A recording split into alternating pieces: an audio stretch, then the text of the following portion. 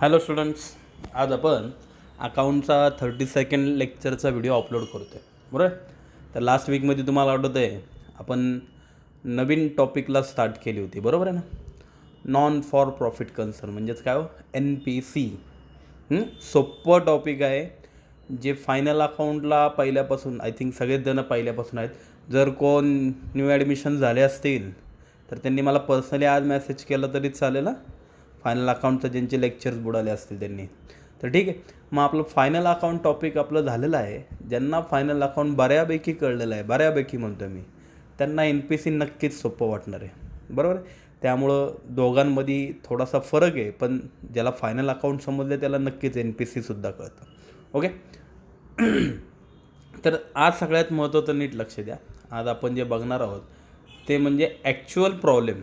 तर नीट बघा, मी आज तुम्हाला तिथं स्क्रीनशॉटवर दिसतं आहे की एक प्रॉब्लेम दिलेला आहे. बघा, प्रॉब्लेम म्हणजे सगळ्यात महत्त्वाचं, आपण प्रॉब्लेमला स्टार्ट करतो आहे, बरोबर ना. तर फायनल अकाउंट, जरा एक मिनटं लक्ष द्या मी काय बोलतो आहे. फायनल अकाउंटचा जो आपला प्रॉब्लेम झाला होता त्यात तुम्हाला आठवत असेल की फायनल अकाउंटचा प्रॉब्लेम कसा असतो, सोल्युशन काय आखायचं ते मी विचारत नाही आहे. प्रॉब्लेम कसा असतो तर फायनल अकाउंटच्या प्रॉब्लेममध्ये तुम्हाला आठवते ट्रायल बॅलन्स दिलेला असतो आणि त्याच्याखाली ॲडजस्टमेंट असतात, बरोबर आहे ना. मग इथं नीट बघा, प्रॉब्लेममध्ये तुम्हाला दिसत असेल, मी जरा झूम करतो, वर एक हेडिंग दिसते, receipts and payment account for the year ended 31 March 2019. एखादा म्हणेल सर आम्ही NPCचा प्रॉब्लेम पडला आहे, कशावरून ओळखायचा. आता फायनल अकाउंटचा प्रॉब्लेम क्वेश्चन पेपरमध्ये प्रश्नपत्रिकेत फायनल अकाउंटचा प्रॉब्लेम शोधावा लागत नाही. ट्रायल बॅलन्स ज्या प्रॉब्लेममध्ये दिसेल तो फायनल अकाउंटचा असतो. सेम तसंच आहे, NPCचा प्रॉब्लेम ओळखायचा असेल तर वाचायची काय गरज नाही. जिथे तुम्हाला क्वेश्चन पेपरमध्ये प्रश्नपत्रिकेत जिथं तुम्हाला रिसिप्ट्स अँड पेमेंट अकाउंट अशी हेडिंग दिसेल की समजायचं तो NPCचा प्रॉब्लेम आहे. ठीक आहे. थोडक्यात तुम्हाला प्रॉब्लेममध्ये रिसिप्ट्स अँड पेमेंट अकाउंट दिलेलं असतं. तर नीट बघा, दोन साईड आहेत, एक डेबिट आहे आणि एक क्रेडिट आहे, बरोबर आहे. तर डेबिटलाच रिसिप्ट्स म्हणतात आणि क्रेडिटलाच पेमेंट्स म्हणतात. डेबिट क्रेडिट न लक्षात ठेवता नुसतं रिसिप्ट अँड पेमेंट लक्षात ठेवलं तरी चालेल, बरोबर. म्हणजे प्रॉब्लेममध्ये तुम्हाला रिसिप्ट्स अँड पेमेंट अकाउंट दिलेलं असतं. त्याला दोन साईड असतात, एक रिसिप्ट साईड म्हणजे अर्थात डेबिट साईड आणि एक पेमेंट साईड. ओके. तर सगळ्यात महत्त्वाचं रिसिप्ट्स अँड पेमेंट अकाउंट हे तुमच्या ओळखीचं आहे का. मी तुम्हाला आत्ता पण म्हणलो की समजा क्लासचा हिशोब, आपला जो क्लास आहे, मी तुम्हाला म्हणलो की बाबा क्लासचा हिशोब तुम्हाला बघायचा. चला क्लास राहून दे, एक आपण आयडिया असं करू की आपण सगळेजण ट्रिपला चाललो आहे, बरोबर ना. तुम्ही टोटल 50 स्टुडंट्स आहात आणि मी आणि अजून 2-3 टीचर्स माझ्या मदतीला, बाबा विशाल सर घेतले, सचिन सर घेतले, बरोबर आहे. तर आपण सगळेजण समजा ट्रिपला गेलो आहे. तर आता साहजिक आहे, ट्रिपला गेलो म्हणल्यावर ट्रिपला खर्च येणार, एक्सपेंडिचर येणार, बरोबर आहे ना. मग मी समजा तुमच्यातल्या एका कोणाला तरी किंवा तुम्हाला सिलेक्ट केला आणि तुम्हाला सांगितलं की बाबा ही जी काय आपण ट्रिप नेते, या ट्रिपचा सगळा एक्सपेन्सेस, सगळा हिशोब, कॅल्क्युलेशन तू बघायचं. तर तुम्ही ॲक्सेप्ट होताल का किंवा तुम्ही ॲक्सेप्ट करताल का, ते तुम्ही तयार होताल का. तर नक्कीच तयार होताल का, कारण ट्रिपचा हिशोब बघण्यासाठी त्याला पर्टिक्युलर नॉलेज, पर्टिक्युलर डिग्री की बाबा नाही सर मी आत्ता नाही बघू शकत, मी आत्ताशी 12वीलाच आहे, माझं BCom पण कंप्लीट झालेलं नाही आहे, असं काय लागतं का. असं काय graduation highly education is not important, बरोबर ना.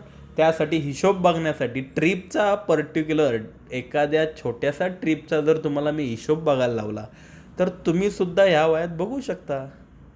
काय फक्त त्याला एक डायरी करताल. जास्ती बाबा डायरी नाही तर आजकाल मोबाईल आहे, मोबाईलमध्ये नोट्स आहेत.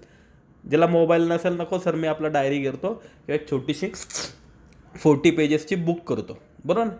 तर त्या बुकमध्ये तुम्ही सगळ्या ट्रिपचा हिशोब करू शकता. कसं करताल तर नीट बघा, रिसिप्ट अँड पेमेंट अकाउंट, त्या ट्रिपचा हिशोब कशा प्रकारे करताल तर एका पेजवर रिसिप्ट्स हा जो काही शब्द दिसतो तुम्हाला स्क्रीनवर, मी झूम करतो, रिसिप्ट्स. तर त्या रिसिप्टचा अर्थ काय होतो, जे मराठी मीडियम असतील त्यांनी वाटतं तर लिहून ठेवा किंवा सगळ्यांनीच लिहून ठेवा. रिसिप्ट म्हणजे काय, जमा.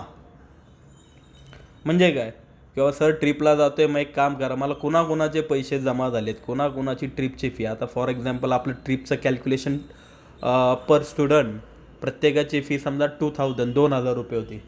तर मग तुम्ही काय करताल, पहिल्या पेजवर हेडिंग टाकताल रिसिप्ट्स, ब्रॅकेटमध्ये मराठीत लिहा वाटलं तर जमा. मग बाबा कोणी कोणी पैसे जमा केलेत, मग त्या प्रत्येकाचं नाव लिहिताल, त्याच्यासमोर 2000 जेवढे जमा झाले असेल. काय काय जण असे पण म्हणतील ना, सर बाबा 1000 आत्ता पेड करतो, तिकडं ट्रिपला गेल्यावर किंवा ट्रिपवरनं आल्यावर रिमेनिंग अमाऊंट बाकीचे 1000 आल्यावर देतो, असे पण काय काय स्टुडंट असू शकतात. त्यामुळे तुम्ही काय करताल, प्रत्येकाचं नाव लिहिताल, नावाच्या समोर प्रत्येकाने किती अमाऊंट पेड केली ते लिहिताल, बस. बरोबर. हे 2-3 पेज तुमच्या ह्याच्यातच जातील. ते तुमचं रिसिप्ट झालं. रिसिप्ट म्हणजे जमा, की ट्रिपला जाण्यासाठी कुणाकुणाकडनं पैसे जमा झालेत, बरोबर आहे. आणि एक 2-3 पानं सोडून त्याच्या पुढच्या पेजवर हेडिंग टाकताल पेमेंट्स. पेमेंट्स म्हणजे मराठीमध्ये खर्च, बरोबर आहे ना. एका साईडला काय हेडिंग टाकताल पेमेंट्स. पेमेंट्स म्हणजे काय, खर्च. खर्च म्हणजे काय, जर ट्रिपला निघालो आहे म्हणल्यावर खर्चाला सुरुवात होणार. सगळ्यात पहिल्यांदा बाबा ज्या ट्रिपनी बाबा आपण जी लक्झरी बुक केली आहे, बाबा ज्या बसनी आपण चाललो आहे, तर बसवाल्याला पैसे द्यावे लागणार ना, त्याशिवाय ती बस थोडीच तयार होणार आहे. त्यामुळं बसचा जो ओनर असेल, ड्रायव्हर असेल, त्याला आपण पहिले पैसे पेड केले. त्यानंतर थोडंसं पुढं गेलो तर बसमध्ये पेट्रोलचा खर्च जो काय असेल, पेट्रोल फ्युएल चार्जेस, तर पेट्रोलचे पैसे आपण पेड केले. त्यानंतर आपण जिथं गेलो आहोत बाबा दिव्यागरला गेलो, तर दिव्यागरला साहजिक आहे आपली राहायची सोय असणार. मग तिथं आपण स्टे केला, तिथले आपले हॉटेल चार्जेस असेल, तिथं आपण 2 टाईम खाल्लो असेल, ब्रेकफास्ट केला असेल, तिथले चार्जेस.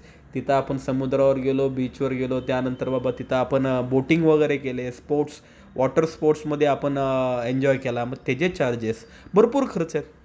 मग तुम्ही हे जे काय सगळे खर्च चाललेत लाईनशीर, पेट्रोलचे 2000 रुपये, राहायचा खर्च 5000 रुपये, हे सगळं तुम्ही एका पेजवर लिहून टाकाल, त्याला नाव काय देताल, पेमेंट्स.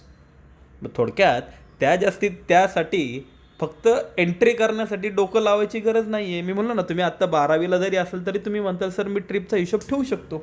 काय फक्त एका पेजवर कुणाकोणाचे पैसे जमा झालेत रिसिप्ट्स, आणि एका पेजवर कुठं कुठं पैसे खर्च केलेत पेमेंट्स, एवढंच फक्त तर लिहायचं आहे. आणि ज्यावेळेस आपण ट्रिपमधनं रिटर्न आल्यानंतर तुम्ही सांगताल की सर रिसिप्ट्स कोण मोठे ते पहिले सांगा. सर रिसिप्ट्स आपले जमा झाले ते 20,000 रुपीज, आणि त्यातले पेमेंट्स खर्च झालेत 18,000 रुपीज, म्हणजे 20,000 जमा झाले ते, आणि त्यातले खर्च जर 18,000 झाले, तर ह्याचा अर्थ 2,000 शिल्लक आहेत. मग शिल्लक आहेत म्हणल्यावर वाटून टाका. किती स्टुडंट्स होते बाबा, 50 ना, म्हणजे आपली ट्रिप स्वस्तात झाली थोडक्यात. मग एक काम करा, रिमेनिंग अमाऊंट जे काय आहे 2000 डिवायडेड बाय 50, 2000ला जर 50नी भागलं तर 40 रुपये येतात ते प्रत्येकी. चला मग देऊन टाका प्रत्येकाचे 40 रुपये, आणि अशा प्रकारे तुम्ही मला हिशोब टॅली करून दाखवताल. केवढं सोपं आहे. एका साईडला फक्त रिसिप्ट्स, कुठनं पैसे जमा झाले, एका साईडला पेमेंट्स, कुठं पैसे खर्च झाले, आणि जी काय रिमेनिंग अमाऊंट आहे ती कॅरीड डाऊन, आपल्या भाषेत त्याला आपण कॅरीड डाऊन म्हणतो. मग ते रिमेनिंग अमाऊंट आपण वाटून घेऊ, म्हणजे बरोबर आपल्या ट्रिपचा हिशोब टॅली झाला. कधी कधी मे बी असं पण होऊ शकतं बाबा, payments are greater than receipts, म्हणजे थोडक्यात payments are greater than receipts, त्याचा अर्थ काय झाला, रिसिप्ट्सपेक्षा पेमेंट जास्त झाले. म्हणजे ट्रिपची फी प्रत्येकाकडनं 2-2 हजार असे 20,000 जमा झाले ते, पण तिकडे गेल्यावर मात्र आपल्याला अंदाज नाही आला, किंवा तिकडं आपल्याला हॉटेल जास्त महाग भेटलं, वॉटर चार्जेसचा खर्च आपला जास्त झाला, वॉटर स्पोर्ट्सचा खर्च जास्त झाला, त्यामुळं आपला खर्च वाढला. म्हणजे ॲक्च्युअल ट्रिपचे पैसे जमा झाले ते 20,000, 20,000, पण खर्च मात्र झाला बाबा किती, 25,000, म्हणजे 5,000 रुपये खर्च वाढला. मग तुम्ही मला आल्यावर सांगतात की सर ते 5,000 रुपीज जास्त खर्च झाल्या, ते मी माझ्या खिशातनं टाकले, किंवा बाबा दुसऱ्या सरांनी मला दिले ते. मग आपण काय करणार, 5,000 रुपीज परत प्रत्येक सगळ्यांना स्टुडंट्सला बोलून घेणार, सांगणार बाबा आपले एक्सपेंडिचर्स पेमेंट्स जे काय होते ते जास्त झाले, त्यामुळं परत कॉन्ट्रीब्युशन करा. आता 5,000 किती, 5,000 जास्त खर्च आला ना आपला, मग 5,000ला जर 50ने डिवाइड केलं तर प्रत्येकाला किती येतात, ते 100 रुपये येतात. ते मग प्रत्येकाकडनं परत 100 रुपये कलेक्ट करणार, झालं. बरोबर आहे ना. मग केवढं सोपं आहे. रिसिप्टचा अर्थ कळला तुम्हाला. रिसिप्ट्स म्हणजे जमा, हा जो रिसिप्ट शब्द दिसतोय, रिसिप्ट्स म्हणजे जमा, आणि पेमेंट म्हणजे खर्च. मग नीट बघा आता मी काय बोलतोय तुम्हाला. प्रॉब्लेममध्ये NPCचा जो आपण प्रॉब्लेम बघणार आहोत, बरोबर ना, त्या प्रॉब्लेममध्ये तुम्हाला काय देतात, तर रिसिप्ट्स अँड पेमेंट अकाउंट देतात. त्याला आपण मराठीमध्ये जमा आणि खर्च. आपण भरपूर जणांच्या किंवा प्रत्येकाच्या इथं तुमच्या स्वतःचं, किंवा तुम्ही जिथं राहता तुमच्या सोसायटीचं एक गणपती मंडळ असतं, बरोबर ना. तर तुमच्या गणपती मंडळाचा दरवर्षी अहवाल असतो. ॲन्युअल रिपोर्ट माहिती आहे तुम्हाला, अहवाल असतं, त्या अहवालामध्ये मग तुम्ही जाहिराती असतात वगैरे वगैरे असतं. पण त्याच अहवालामध्ये बघा एक मराठीमध्ये एका कागदावर हिशोब लिहून दाखवलेला असतो, त्याला नाव असतं वर जमा आणि खर्च पत्रक. मग तेच जमा आणि खर्च पत्रक म्हणजे काय, रिसिप्ट अँड पेमेंट अकाउंट. मग त्यात पण हाच हिशोब दाखवता ना मंडळाचे तुम्ही, की बाबा एवढी एवढी वर्गणी जमा झाली ती रिसिप्ट्स, आणि त्यातले एवढे एवढे खर्च डेकोरेशनवर गेले, परत DJ साऊंडवर खर्च झाला, बरोबर आहे ना, गणपती कलर केला त्या कलरिंगसाठी खर्च झाला, असे सगळे खर्च तुम्ही एका साईडला लिहून ठेवता, त्याला पेमेंट. थोडक्यात हा जो स्टेटमेंट, हा जो कागद दिसतोय रिसिप्ट अँड पेमेंट, हा तुमच्या ओळखीचा आहे, जमा आणि खर्च, बरोबर. म्हणजे थोडक्यात नीट लक्ष द्या, NPCचा प्रॉब्लेम कसं ओळखायचा एवढं तर कळलं. NPCच्या प्रॉब्लेममध्ये काय देतात, the receipts and payment account देतात. आणि खाली नीट बघा 1 2 3 4 5 ॲडिशनल इन्फॉर्मेशन. ॲडिशनल इन्फॉर्मेशन म्हणजे काय हो, ॲडजस्टमेंट दिलेले आहेत. किती ॲडजस्टमेंट दिले आहेत, 5. किती, 4-5 ॲडजस्टमेंट देतील. तर थोडक्यात फायनल अकाउंट सारखाच प्रॉब्लेम आहे की हो, फक्त फरक काय, फायनल अकाउंटमध्ये ट्रायल बॅलन्स असायचा आणि त्याच्या खाली ॲडजस्टमेंट असायच्या. इथं फक्त ट्रायल बॅलन्सच्या ऐवजी रिसिप्ट्स अँड पेमेंट अकाउंट आहे आणि त्याच्या खाली ॲडजस्टमेंट आहे, बस. थोडक्यात फायनल अकाउंटसारखाच प्रॉब्लेम असतो. आणि आखताना सोल्युशन, जेव्हा आपण सोल्युशन सॉल्व करायला घेऊ, सोल्युशनमध्ये पण फरक आहे. फायनल अकाउंट हा 3 पानांवर आपण आखायचो, trading account, profit and loss account आणि बॅलन्स शीट. NPC मात्र 2च पेजवर आहे, म्हणजे ह्याच्यात 2च गोष्टी आखल्या जातात, इन्कम अँड एक्सपेंडिचर अकाउंट आणि बॅलन्स शीट. ठीक आहे. आता रिसिप्ट्स अँड पेमेंट अकाउंट आहे ना, ते आपण डिटेलमध्ये बघू. तर नीट बघा, रिसिप्ट्स अँड पेमेंट आहे एक. मी पहिलं रिसिप्ट साईड आणि पेमेंट साईड दोघांचा अर्थ मी आत्ता पण सांगितला, पण दोघांचा जरा डिटेलमध्ये अर्थ सांगतो. तर नीट बघा मी काय बोलतो, नीट लक्ष द्या. कुणाला काही कळत नसेल, पर्सनली फोन करून तुम्ही मला तुमच्या क्वेरीज ज्या काय असतील ते विचारू शकता, पण विचारा. तुम्हाला जर कळलं नाही, कसं आहे, ऑनलाईन क्लासेस आहेत, बाकीच्या ज्या डिव्हिजन्स आहेत, म्हणजे आता फॉर एक्झाम्पल बाबा 10वी आणि 12वी सोडून बाकीच्या ज्या स्टँडर्ड आहेत त्यांच्या एक्झाम होतील नाही होतील सांगता येत नाही, बरोबर. पण तुम्ही 10वीला आहात किंवा 12वीला आहात, त्यामुळे नीट लक्ष द्या, तुमची एक्झाम मस्ट होणारच आहे, बोर्ड एक्झाम आहे त्यामुळं होणारच आहे. त्यामुळं अजून काही सांगता येत नाही की बाबा कोरोनामुळं कधी कॉलेज स्टार्ट होतील, कधी क्लासेस स्टार्ट होतील, असं कुणालाच आयडिया नाही आहे. आपण न्यूजपेपरमध्ये बघतो किंवा न्यूजला बघतो बाबा असं असं चालू होणार आहेत, पण त्याच्यावर विश्वास ठेवू नका, कारण कधी प्रॅक्टिकली चालू होतील हे अजून कोणीच सांगू शकत नाही. पण उद्या अचानक समजा असं झालं की बाबा 50% पोर्शनच ठेवा, पण एक्झाम मात्र 10वी-12वीच्या घ्यायलाच लावल्या मार्चमध्ये. मग अशा वेळेस मग आपली साहजिक आहे, आपली ऑनलाईन क्लासेस जर चालू झाले तर ह्या ऑनलाईनमधनं तुम्हाला किती कळते ते पण महत्त्वाचं आहे, बरोबर आहे का. कारण आत्ता तुम्ही वर्गात असता, आपली बॅच जर प्रॅक्टिकली चालू असते तर मला तुमच्या तोंडावरूनच कळलं असतं की तुम्हाला किती समजते किती नाही समजत, बरोबर आहे ना. पण हे साहजिक आहे, ऑनलाईन असल्यामुळं आपल्याला प्रामाणिक राहणं गरजेचं आहे. तुम्हाला कळत नसेल बिंदास फोन करून विचारू शकता, ओके. पण विचारा, उगाच बाबा व्हिडिओ बघताय आणि हा जाऊन दे केलं तर मग त्यात तुम्हालाच लॉस आहे, ठीक आहे. तर नीट बघा, आता रिसिप्ट्स अँड पेमेंट बघत होतो ना आपण, तर आपण एक एक बघू. पहिल्यांदा सुरुवात मी पेमेंट साईडपासून करतो. आता नीट बघा, मगाशीच बोललो मी, पेमेंटचा अर्थ काय हो, पेमेंटचा मराठीमध्ये अर्थ बघितला तर पेमेंटचा अर्थ होतो खर्च, बरोबर. पण त्यामध्ये पण प्रकार असतात, खर्चाचे पण प्रकार असतात, टाईप्स ऑफ एक्सपेंडिचर, बरोबर ना. 2 प्रकार असतात, एक कॅपिटल एक्सपेंडिचर आणि एक रेव्हेन्यू एक्सपेंडिचर.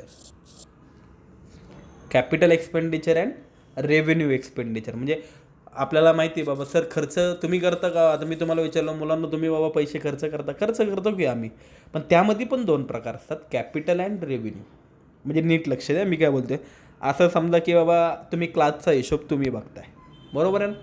सगळ्या क्लासचे जे काय रिसिप्ट्स, जेवढे पैसे जमा होतात ना क्लासमधनं, फीजमधनं, क्लासचा मेन सोर्स काय आहे, फीज, तेवढंच आहे. क्लासमध्ये पैसे कुठनं येतात बाबा, मुलांकडनं फीज कलेक्ट करतो, तेच क्लासचा इन्कम आहे. मग ते जी काय फी जमा होती ती सगळी फी तुमच्याकडं असते, सगळ्या ते काउंटर तुमच्याकडं असतं, त्यामुळं जेवढी फीज आहे ते सगळं तुम्ही हँडल करता. आणि मग जे काय खर्च असतात क्लासमधले ते तुम्ही बघता, बरोबर आहे. ओके. तर मग आता तुम्ही आपले पैसे खर्च करता, पण त्यात पण प्रकार असतो. आता फॉर एक्झाम्पल नीट बघा, आज तारीख किती आहे बाबा, आज 25 बरोबर ना, 25 तारीख आहे. तर आज 25 तारखेला तुम्ही काय केलं, सकाळी 10 वाजता तुम्हाला फोन आला, बाबा असा असा बेंच तुटलेला आहे, तर बेंच परचेस करायचा. मग ठीक आहे, तुम्ही दुकानात गेला, एक 5,000चा 5,000 बेंच परचेस केला आणि क्लासमध्ये आला, आणि लगेच येऊन तुम्ही वहीमध्ये लगेच त्याचा रेकॉर्ड केला, नोंद केली की बाबा सर 5,000 रुपये खर्च झाले. कशासाठी, तर बाबा बेंच परचेस केला. ओके. आणि त्यानंतर 12 वाजता आपला जो ओनर आहे, ओनर मीन्स आपण ज्या क्लासमध्ये शिकवतो, तर तो जो काय हॉल आहे, त्या हॉलचं जे काय भाडं आहे, रेंट आहे, ते दर महिन्याला बाबा किती, बाबा 5,000च पकडू, 5,000 भाडं असतं. तर तो जो कोण ओनर आहे, तो ओनर आला आणि 5,000 रेंट त्याने आपल्याकडनं घेतलं. तुम्ही लगेच त्या मालकाला 5,000 रुपये काढून दिले आणि लगेच वहीमध्ये रेकॉर्ड केलं 5,000 रेंट, बरोबर आहे. तर साहजिक आहे, आज तुम्ही 2 एक्सपेंडिचर केले, 2 खर्च केले. 5,000चा बेंच पण परचेस केला, तिथं 5,000 गेले, आणि 5,000 मालकाला पण दिले, रेंट पेड केलं, भाडं दिलं, बरोबर ना. तो पण खर्चच आहे, पण दोघांमध्ये फरक आहे. बेंच जो परचेस केला आहे ना, त्याला म्हणतात कॅपिटल एक्सपेंडिचर. का बरं कॅपिटल एक्सपेंडिचर, कारण हा जो खर्च आहे बेंच, बरोबर, हा एकदाच खर्च करायला लागणार आहे. It is non recurring expenditure. Non recurring म्हणजे असे खर्च की जे एकदाच करावे लागतात, जे भविष्यात वारंवार करायची गरज नसते, बरोबर ना. बेंच आत्ता परचेस केला मग टेन्शन नाही, जोपर्यंत 2 वर्ष 3 वर्ष आता तो टिकल, तोपर्यंत तुम्ही बेंचवर परत खर्च करायची गरज नाही आहे. म्हणजे एकदा खर्च केला, काम संपलं, बरोबर आहे. पण तुम्ही जे 5,000 रुपयाचं रेंट भाडं पेड केलं ना मालकाला, तो रेव्हेन्यू एक्सपेंडिचर आहे. का बरं, कारण साहजिक आहे, ते जे काय भाडं तुम्ही दिलं ते एकदाच पेड केलेलं नाही, it is recurring expenditure. Recurring म्हणजे काय, ते वारंवार करावे लागतात. या महिन्यात भाडं दिलं ना, मग पुढच्या महिन्यात मालक परत येणारच आहे मागायला. दर महिन्याला मालक येणार आहे. म्हणजे असं नाही का बाबा या महिन्यात दिलं मग आता तो आयुष्यात परत येणार नाही मागायला, असं थोडीच आहे. रेंट हे मंथली एक्सपेंडिचर, या महिन्यात दिलं पुढच्या महिन्यात परत येणार आहे, त्याच्या पुढच्या महिन्यात परत येणार आहे. नक्की कळलं. म्हणजे दोन्ही खर्च आहेत, पण दोघांमधला फरक, बेंचवर जो एक्सपेंडिचर पेड केला आहे that is called capital expenditure, आणि रेंटवर जो एक्सपेंडिचर पेड केला आहे that is called revenue expenditure. म्हणजे कॅपिटल एक्सपेंडिचर असतात ते कुठं लिहिले जातात, ॲसेटला लिहिले जातात. का बरं, ॲसेट आहे तो बेंच, म्हणजे तुमची आता ॲसेट झाली. का बरं ॲसेट, 5 वर्ष तुम्हाला टेन्शन नाही. उद्या 5 वर्षांनी वाटलं बाबा सर जाऊन द्या, हा बेंच आता जुना झाला, फेकून देऊ, फेकून कशाला देताय, स्क्रॅपमध्ये द्या, भंगारमध्ये द्या. 5,000चा बेंच आहे, 200-300 रुपये तर येतील ना भंगारमध्ये त्याचे. म्हणजे ती तुमची ॲसेट झाली, प्रॉपर्टी झाली, संपत्ती झाली. आणि रेंट जे काय आहे, हे रेंट कुठं लिहिणार, तर एक्सपेंडिचर साईड. आपण आता सगळ्यात महत्त्वाचं एक्सपेंडिचर साईड म्हणजे कसं काय, आपण इन्कम अँड एक्सपेंडिचर अकाउंट आखणार आहे ना, मग त्याची जी एक्सपेंडिचर साईड असते, ॲक्च्युली डेबिट क्रेडिट म्हणलो असतं मी, पण डेबिट क्रेडिट म्हणायची गरज नाही, कारण तिथं आपण डेबिटलाच एक्सपेंडिचर नाव दिलेलं असतं, त्यामुळे मी एक्सपेंडिचर बोलतो आहे.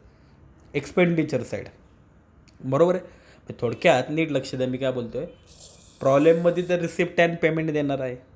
मी नीट ऐका मी काय बोलते, की जेव्हा आपण उद्या उद्या म्हणण्यापेक्षा पुढच्या नेक्स्ट वीकमध्ये आपण जेव्हा प्रॉब्लेम स्टार्ट करू ना, प्रॉब्लेममध्ये ते काय देणार आहे, रिसिप्ट अँड पेमेंट अकाउंट देणार आहे. पेमेंटचा अर्थ काय, खर्च, बरोबर आहे ना. त्याचे 2 टाईप्स कुठले आहेत, कॅपिटल, रेव्हेन्यू. तुम्ही एवढं डिटेलमध्ये जायचं गरज नाही, तुम्ही फक्त एवढंच लक्षात ठेवताल की पेमेंट साईडचे जे आयटम असतात ते 2 ठिकाणी जातात. आयदर एकतर ते ॲसेटला जातात, ऑर एकतर ते एक्सपेंडिचरला जातात. बस एवढंच लक्षात ठेवा.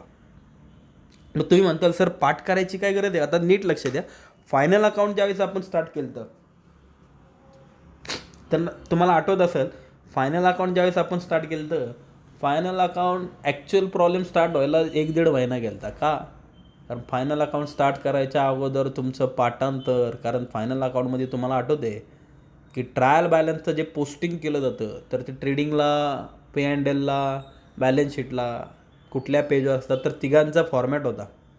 तो फॉर्मॅट पाठ करावा लागला, मग तुमचं पाठांतर झाल्यानंतर फायनल अकाउंट. म्हणजे मी जे जुने स्टुडंट्स आहेत त्यांना आठवत असेल की मी तुमचं लर्निंग ऑनलाईन किंवा व्हिडिओ कॉल किंवा ऑडिओ कॉल करून तुमचं पाठांतर घेतलं होतं, मग फायनल अकाउंटला स्टार्ट झाली ती. बरोबर आहे ना? NPCमध्ये पाठांतराची गरज नाही, त्यामुळे बिंदास राहा, टेन्शन घेऊ नका. हां, पण पाठांतर नसलं तर थोडंसं अक्कल पाहिजे का? कारण ॲसेट कुठले आणि एक्सपेंडिचर कुठले हे कळलं पाहिजे. म्हणजे आता नीट लक्ष द्या. फॉर एक्झाम्पल, आता मला सांगा, क्लासमध्ये समजा न्यूजपेपर लावला आहे बाबा. क्लासमध्ये दररोज स्टाफ येतात, टीचर्स येतात. मग आल्यानंतर बाबा एखादं लेक्चर ऑफ असेल तर आपण त्यांना तिथं बसल्या बसल्या बाबा न्यूजपेपर वाचायचं म्हणून न्यूजपेपर लावला आहे. काय त्याचं नॉमिनल बिल आहे, महिन्याला काहीतरी बाबा 100-150 रुपये बिल येतं, पेपरचं बिल येतं. तर मला सांगा, मग ते पेपरचं बिल जे काय ते ॲसेटला जाईल का एक्सपेंडिचरला जाईल? बरोबर, एक्सपेंडिचरलाच जाईल, कारण तो क्लासवाल्यांचा खर्च आहे. बरोबर आहे ना? ॲसेटला कसं ते काय जपून ठेवायचं आहे, ते रिकरिंग आहे, ते दर महिन्याला येणारच आहे. ॲसेट म्हणजे काय, एखाद्या वस्तूवर, म्हणजे बाबा क्लासवाल्यांनी आज काय केलं, एक ब्लॅकबोर्ड परचेस केला, एक फॅन परचेस केला, 1000 रुपयाचा फॅन परचेस केला, किंवा बाबा 200 रुपयाचं घड्याळ परचेस केलं. ह्या ज्या काय वस्तू परचेस केल्या, मग तेव्हा तुम्ही त्याला काय नाव देऊ शकता, ॲसेट म्हणू शकता. कळलं नक्की? हे तुम्हाला मी जे काय आत्तापर्यंत एक्सप्लेन केलं, जे काय बडबडलो, त्यातलं फक्त एवढंच लक्षात ठेवायचं की पेमेंट ज्यावेळेस आपण प्रॉब्लेम स्टार्ट करू, पेमेंट साईडचे आयटम 2च ठिकाणी जाणार आहे, एकतर ॲसेटला किंवा एकतर एक्सपेंडिचरला. ओके? ते कसं पाठ करायची गरज आहे का सर? काही नाही, फक्त आपण ॲसेट्स कुठल्या त्या ओळखीच्या पाहिजे. आणि रिसिप्ट साईड जी बघतोय आपण, रिसिप्टचा अर्थ काय असतो तर मराठीमध्ये मगाशी मी सांगितलं आहे, रिसिप्ट्स म्हणजे काय तर जमा. बरोबर आहे? रिसिप्ट्समध्ये पण तुम्ही म्हणताल सर 2 प्रकार असतात का? हो, 2 प्रकार असतात. एक कॅपिटल रिसिप्ट्स आणि एक रेव्हेन्यू रिसिप्ट. अर्थ तोच. म्हणजे आता नीट लक्ष द्या बाबा, क्लास आहे ना आपला. मग आज सकाळी 10 वाजता काय झालं, 10 वाजता एक जण आपल्यातला स्टुडंट्स आला आणि किंवा एक पालक आले. त्या पालकांनी आपल्या मुलाची 10,000 फीज जमा केली. तुम्ही लगेच काय केलं, फीज घेतली त्यांच्याकडनं, काउंटरमध्ये ठेवली आणि वहीमध्ये रेकॉर्ड केलं. तर रिसिप्ट साईडला लिहिलं तुम्ही की सर 10,000 रुपये आज जमा झाले. बरोबर? त्यानंतर काय झालं, त्यानंतर बाबा एखादा कोणतरी रिच पर्सन, एखादा श्रीमंत माणूस आपल्या जो सोसायटीला आजूबाजूला राहतो, तो श्रीमंत माणूस आपल्या इथं आला. त्यांनी आपलं कौतुक केलं की सर तुम्ही चांगलं काम करताय, चांगला क्लास आहे, फेमस क्लास आहे, मी ऐकलं आहे तुमच्याबद्दल. एक काम करा, तुम्ही तुमच्या क्लासमध्ये लायब्ररी आहे का? तर आपण त्यांना सांगितलं सर लायब्ररी वगैरे तर नाही आहे. मग एक काम करा, लायब्ररी टाका तुम्ही. आपण पण म्हणू अहो सर टाकणार का? तर तो काय म्हणणार, बिंदास लायब्ररी टाका, मी त्यासाठी डोनेशन पे करतो. बरोबर आहे? मग त्या श्रीमंत माणसाने आपल्याला काय केलं बाबा, 50,000 रुपये कॅश काढली आणि आपल्या हातात दिली. कशासाठी? तर donation for library. Donation for library. त्यांनी काय सांगितलं की उद्या तुम्ही एक काम करा, क्लासमध्ये लायब्ररी टाका, माझं नाव द्या, माझ्या किंवा माझ्या वडिलांचं नाव द्या. बरोबर आहे ना? लायब्ररीला माझ्या वडिलांचं नाव द्या आणि जो काय खर्च असेल लायब्ररीचा, आत्ता 50,000 डोनेशन माझ्याकडनं घेऊन टाका. म्हणजे थोडक्यात ते 50,000 आपल्याला भेटले. मग ते आपल्याकडे जमा झाले. आणि सकाळी 10 वाजता कुठले जमा झाले ते पैसे? तर क्लास फीज, क्लासची फी पण जमा झाली. मग समजा मी संध्याकाळी आलो तर तुम्हाला विचारलं बाबा आज किती पैसे जमा झाले, तर तुम्ही मला काय आन्सर देताल, सर 60,000, 60,000 जमा झाली. कसे काय? 10,000 सकाळी पालक आले, त्यांनी क्लासची फी दिली आणि 50,000 एक असा माणूस आलता आणि त्यांनी डोनेशन दिलं. म्हणजे दोन्ही रिसिप्ट्स आहेत. कसे का होईना क्लासमध्ये पैसे आले म्हणजे तुम्ही रिसिप्ट्सला लिहिताल. मग त्यात फरक काय? बरोबर आहे ना? Donation for library. आता नीट लक्ष द्या, त्या श्रीमंत माणसाने जे 50,000 रुपये दिलेत ना, ते भेटलेत आपल्याला, नक्कीच चांगली गोष्ट आहे. बरोबर? पण ते कॅपिटल रिसिप्ट्स आहेत. बरोबर आहे? आणि क्लासची जी फीज भेटली ते रेव्हेन्यू आहे. का बरं रेव्हेन्यू? वारंवार या महिन्यात पालकांनी भेटले, थोडे राहिलेले पैसे पुढच्या महिन्यात परत येणारच की. राहिलेली फी परत त्याच्या पुढच्या महिन्यात येणारच आहे. म्हणजे हे पैसे आपल्याला सारखे सारखे भेटत राहतात. डोनेशन, तो माणूस आत्ता देऊन गेला डोनेशन, परत येऊ शकतो का? त्याला काही कंपल्शन आहे का? परत पुढच्या महिन्यात आपण फोन लावणार का केव्हा द्यावं परत डोनेशन? एकदा भेटलं बास, भेटलं नशिबाने, आपण त्यातच समाधानी आहोत. क्लासची फी मात्र हक्काने आपण दर महिन्याला मागवू शकतो, जोपर्यंत कंप्लीट पेड होत नाही. बरोबर आहे का ना? म्हणजे हा फरक आहे. आणि सगळ्यात महत्त्वाचं, एवढं डिटेलमध्ये नका लक्षात ठेवू, फक्त मेन काय आहे की रेव्हेन्यू, क्लासचे जे काय पैसे मिळतात ते कुठं जातील? रिसिप्ट साईडचे जे आयटम असतात, मी मगाशीच बोललो 2 ठिकाणी जातात. एक तर इन्कम साईड आणि सेकंड वन लायबिलिटी साईड. मगाशी मी काय बोललो, पेमेंट्समधले आयटम कुठं कुठं जातात? एकतर ॲसेटला किंवा एक्सपेंडिचरला. बरोबर आहे ना? मग रिसिप्टमधलं त्याच्या ऑपोजिट, रिसिप्ट साईडचे जे आयटम असतात ते एकतर लायबिलिटीला जातात किंवा इन्कमला जातात. म्हणजे क्लासची जी फी आहे ते क्लासचं इन्कम आहे, मग ते इन्कमला लिहिणार आपण. पण डोनेशन फॉर लायब्ररी जे काय असेल ते मात्र क्लासची लायबिलिटी झाली. आता एखादा म्हणाल, सर लायबिलिटी कसं काय? नीट लक्ष द्या. त्या माणसाने 50,000 रुपये आपल्याला कशासाठी दिलेत? लायब्ररीसाठी दिलेत, मान्य आहे. बरोबर. त्यांनी हे पण सांगितलं की ज्यावेळेस लायब्ररी चालू करताल त्यावेळेस माझं नाव टाका. साहजिक आहे, ओपनिंगला आपण त्याच माणसाला बोलावं लागणार ना. पण साहजिक आहे, हा जो काय 50,000 आपल्याकडं कॅश जमा झाली आहे, हा जो काय पैसा आपल्याला मिळाला आहे, तो आपल्याला खर्च करता येणार नाही, वापरता येणार नाही. पैसा मिळाला आहे पण त्याला हात लावता येत नाही. का लावता येत नाही? कारण तो फॉर स्पेसिफिक रिझन, एका ठराविक कारणासाठी पैसा मिळाला आहे, त्यामुळं तो त्यासाठीच वापरावा लागणार. म्हणजे आत्ता आपण त्या पैशाला हात लावू शकत नाही, पण ज्या वेळेस आपण इन फ्युचर 2 महिन्यांनी, 3 महिन्यांनी किंवा पुढच्या वर्षी असं वाटलं सर आता लायब्ररी चालू करायची, तेव्हा मात्र मग ते पैसे वापरू शकतो. म्हणजे एक प्रकारे पैसा मिळाला आहे पण तो वापरता येत नाही, बिझनेससाठीच मिळाला आहे. आणि द्यायचा कुणाला आहे? तो बिझनेसलाच द्यायचा आहे. म्हणून ती बिझनेसची काय झाली? लायबिलिटी झाली. पैसा आला आहे पण परत बिझनेससाठीच पुढं तो वापरायचा आहे, म्हणून ती लायबिलिटी झाली. कळलं नक्की? म्हणजे 50,000 आलेत पण त्याला हात लावता येणार का? उद्या तुम्ही म्हणताल सर दे एक काम करा, ते 50,000 बेंच घ्या, 50,000चे बेंच घ्या, किंवा 50,000 लाईट बिल राहिलेत, लाईट बिल पेड करून टाका, 50,000चं एक काम करा, क्लासला कलर द्या. नाही चालणार. का नाही चालणार? त्या माणसाने मेन्शन केले डोनेशन फॉर लायब्ररी म्हणल्यावर तो पैसा लायब्ररीसाठीच खर्च करावा लागणार आहे. मग तुम्ही 1 वर्ष, 2 वर्ष, 5 वर्ष जोपर्यंत लायब्ररी तयार करत नाही तोपर्यंत त्या पैशाला हात लावता येणार नाही. म्हणून ती आपली लायबिलिटी झाली. कारण आलेला आहे पैसा पण ते द्यायचं आहे परत. कोणाला द्यायचं आहे? बिझनेसलाच द्यायचं आहे. ज्यावेळेस आपण लायब्ररी स्टार्ट करू तो पैसा आपल्यालाच घ्यायचा आहे. म्हणजे आपलाच पैसा मिळाला आहे पण तो वापरता येत नाही, म्हणून ती लायबिलिटी झाली. नक्की कळलं? तर नीट लक्ष द्या मी आता काय बोलतोय.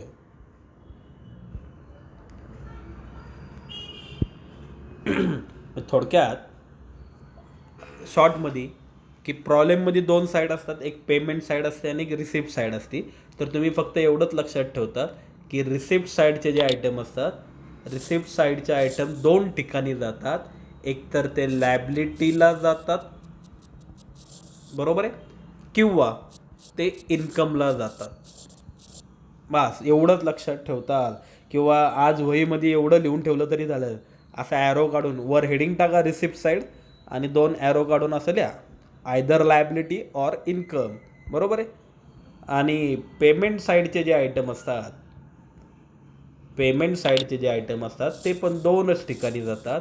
आयदर एकतर ते ॲसेट्सला जातात किंवा ते एक्सपेंडिचरला जातात. बस एवढंच आज लक्षात ठेवतात. एवढं एक्सप्लेन करण्यासाठी, एवढं छोटंसं एक्सप्लेन करण्यासाठी मी तुमचा अर्धा तास घालवला. पण नक्की लक्षात आलं की प्रॉब्लेममध्ये ते काय देणार आहेत? प्रॉब्लेममध्ये ते रिसिप्ट्स अँड पेमेंट अकाउंट देणार आहेत. त्याच्यावरनं तुम्हाला इन्कम अँड एक्सपेंडिचर अकाउंट टाकायचं आहे आणि बॅलन्स शीट टाकायचं आहे. बरोबर ना? मग जी पेमेंट साईड असेल, पेमेंट साईडमध्ये जेवढी नावं असतील त्यातली थोडीफार नावं ॲसेट्सला जातील, थोडीफार नावं एक्सपेंडिचरला जातील. आणि त्यातली जी रिसिप्ट साईड असतील, रिसिप्ट्समधली थोडीफार नावं इन्कमला जातील किंवा थोडीफार नावं लायबिलिटीला जातील. मग त्यासाठी पाठांतर तुम्ही म्हणताल सर काहीतरी पाठ करायला द्यावं रे. काही गरज नाही आहे. एवढंच आहे फक्त. हे 2 चार्ट लक्षात ठेवले की तुमचं संपूर्ण पाठांतर झालं. बस आता फक्त ॲडजस्टमेंट आहेत. आता ॲडजस्टमेंट म्हटल्यावर डोक्याला हात लावतं, सर ते फायनल अकाउंटमध्ये केवढ्या ॲडजस्टमेंट होत्या. काही गरज नाही. एक 7 ते 8 ॲडजस्टमेंट आहे फक्त. उद्या सगळ्या ॲडजस्टमेंट मी एक्सप्लेन करणार. तेवढं काम झालं की नेक्स्ट वीकमधनं आपले प्रॉब्लेम स्टार्ट होतील. ओके. तर आज जेवढं झालं आहे छोटंसं तेवढं फक्त नोटबुकमध्ये कुठंतरी लिहून ठेवा किंवा वाटलं तर मी चार्ट काढून पाठवतोच आहे. ओके. बाय.